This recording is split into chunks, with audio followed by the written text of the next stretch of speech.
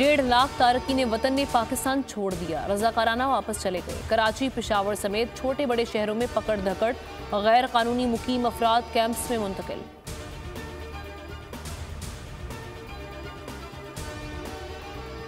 Army chief का दौरा Azerbaijan, general Asim Munir की सदर, वजीर दिफा, आज़रबाईजान एयरफोर्स के कमांडर से मुलाकात समेत अहम मुलाकातें।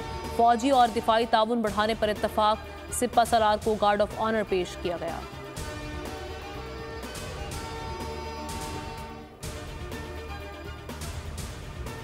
एक और हस्पताल पर इजरायली बमबारी, शहादतें 8,796 तक पहुंच गईं।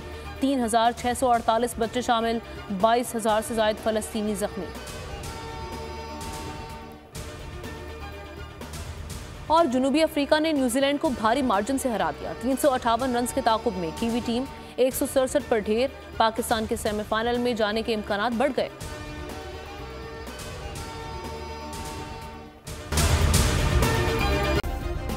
सब्सक्राइब करें और बेल दबाएं ताकि कोई खबर रह न जाए।